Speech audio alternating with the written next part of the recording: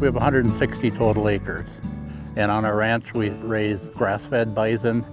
We have about 70 animals right now, including the calves. Our calves are about 5 or 6 months old, and our oldest animal is about 7. That's our breeding bull. And the rest of them are between 4 and 7 years old. We have 2 breeding bulls and about 30 cows. We've been in the bison business for about 8 years now. We love it. There's something majestic about them. They're very interesting. They're a very intelligent animal. They're very inquisitive, and of course, they're very dangerous. They're a wild animal, and they'll always be a wild animal. So they're somewhat unpredictable, so you have to be on guard when you're near them, especially if you're on the same side of the fence as them, which you want to limit as much as possible. They play with their heads and they fight with their heads. So if they get too close to you and you get in their way, they'll just take their horns and shove you aside. Well, the problem is that if it's another animal with a heavy coat on it, that probably doesn't bother them, but if you're a human being, you don't want to get speared or gored by them. I've not had a problem, but I've been very careful. I've been very close. I've had some that have come at me when I've been on the other side of some sucker rod fencing, but only 1 or 2. Most of them are not what I would consider to be very dangerous, although again, they're a wild animal and you can't trust them at all. My wife and I actually retired out to the farm from our jobs in the Twin Cities area. And we decided we'd have 10 or 15 animals, and we thought, well, let's try bison. We've always been enamored with them, and that was our original plan. And then our sons got involved in the business, and they wanted to raise more, and our herd continued to grow until we got to our current 70. We sell all the female calves in the fall, so we don't have to switch bulls, and we'll sell some of the 1 and 2 year old bulls in the fall also. We'd use rotational grazing. So with the 14 paddocks, we'll bring animals in for anywhere from 2 days to maybe 3 or 4, depending on how fast the grass is growing. And then when the grass gets down to ideally no lower than 6 inches, sometimes 4 inches, we'll move them out of that paddock into another paddock that has taller grass, a foot, 15, 18 inches. And then when they get that down to perhaps 6 inches, we'll move them into another paddock. And we keep rotating them, and by the time they finish the 14th paddock, we bring them back to the first paddock. And especially earlier in the summer, that grass has grown up again to where it's perhaps a foot, foot and a half, and then we'll graze that down to, again, 4 to 6 inches, and then keep moving them around that way. When we get into the fall of the year that we're in right now, this season, it gets more difficult, and we allow them to eat the grass down a little lower, and then when the grass just isn't palatable anymore or gets too low, then we start feeding the hay that we've put up over the summer months. What are the challenges that you have moving your animals? Well, actually, it's not a real big challenge because we're set up to be able to do it. We have gates that we open from one paddock into another, and when they're ready to move and they see the green grass on the other side of the new gate, they're ready to move. I just open that gate and they run right through to get to the better pasture. Each of our watering stations has a gate going into the different paddocks. So the gate over there going into this paddock, a gate over there going into that paddock, that far gate going into that paddock, and then this gate going into this paddock. So when we want to move them from one paddock to another, we just open the gate into the paddock we want them to go into, and they'll run through, and then we close the gate to the paddock that they came from. And there's 4 paddocks per water station, and we have 5 water stations in all. We use the water tanks that are heavy-duty, old heavy equipment tires that are cemented out in the middle of the bottom. This one holds 450 gallons, and it's heavy. They can't move it. They can scratch their horns on it. They can do whatever they want with it. It stays right there.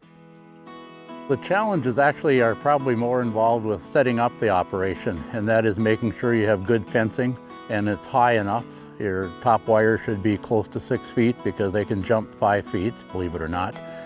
And we use high tensile electric with 15 joules of power. So that was our biggest labor intensive project we had when we were putting up all of the fencing. Other than that, they're really not that big of a problem in moving.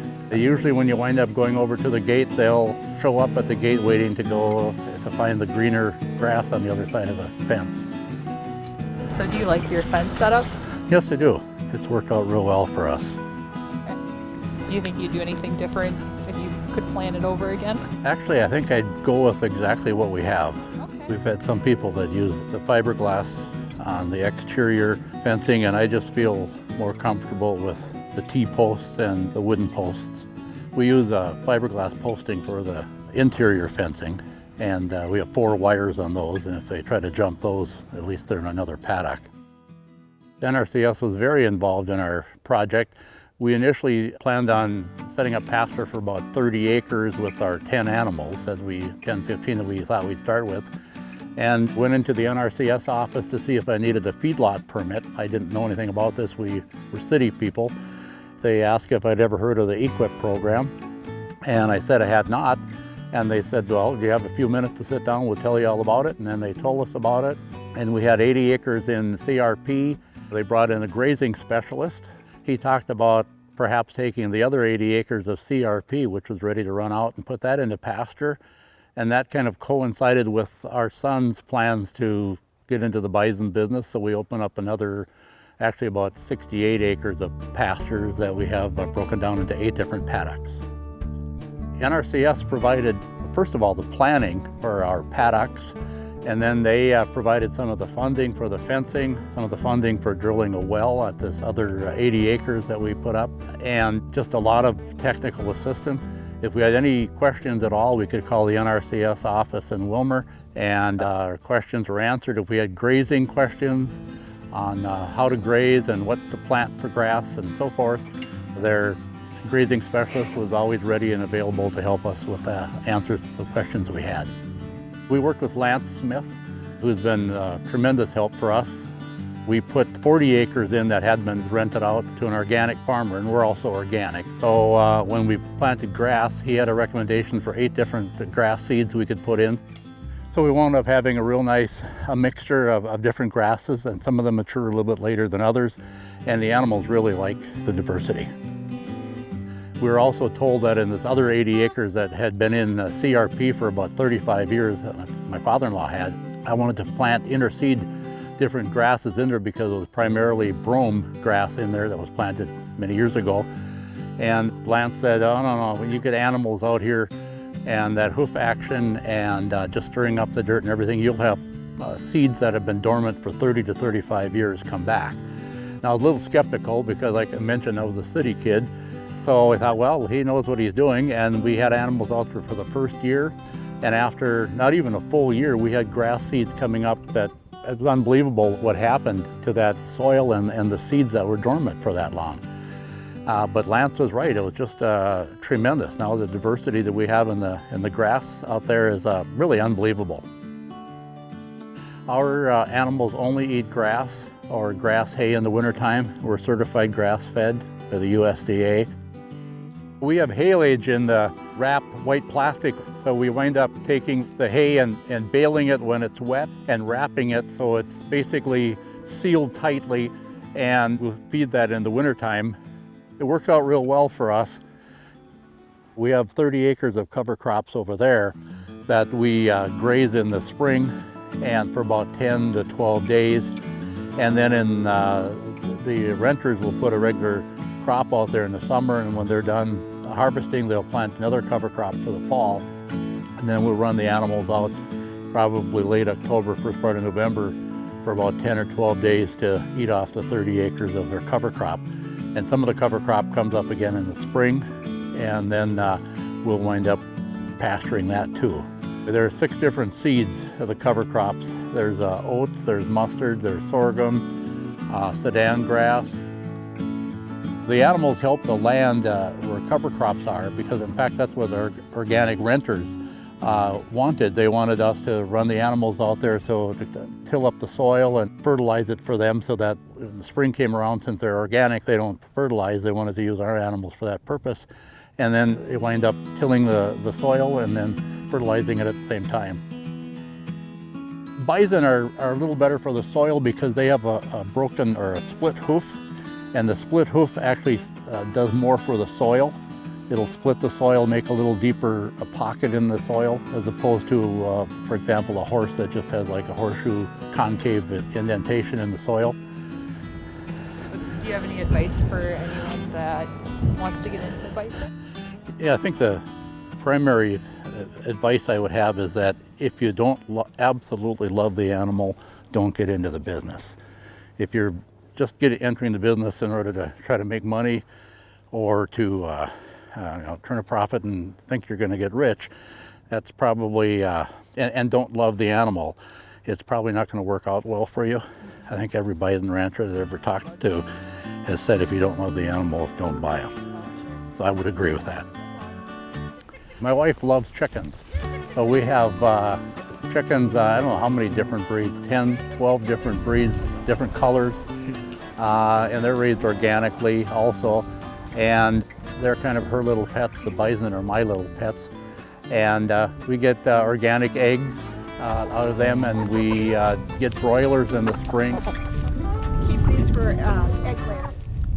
Give eggs away to family and friends. Here, tick, tick, tick, tick.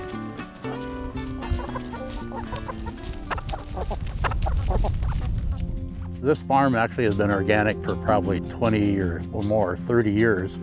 So when we took over from my in-laws, we kept everything organic. So we don't use any fertilizer, we don't use any pesticides, herbicides of any sort. We grow everything naturally, and we're not certified organic, but we could get certified if we wanted to, but we decided that the cost involved really wasn't worth it. And with bison, if you're grass-fed bison, you're almost considered organic anyway, because they're not getting anything other than what they get from the soil.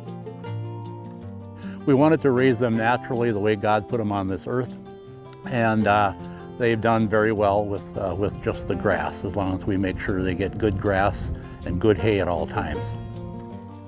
It's a choice we've made because we don't want pesticides in anything that we eat. We sell bison, some to be slaughtered, some by the piece, some by the quarter, some at auctions. We want someone to get animals that we know doesn't have anything chemical in them or no GMO in them. And we just feel that if we're going to be selling something for other people to consume, we'd like them to eat something what I consider to be good, clean, fresh, and natural. We get these different bison from ranchers from throughout the country. Our initial herd started primarily from Indiana, and we've had them from South Dakota, Minnesota, Wisconsin. The best thing my wife and I like about raising bison is that they're just an amazing creature.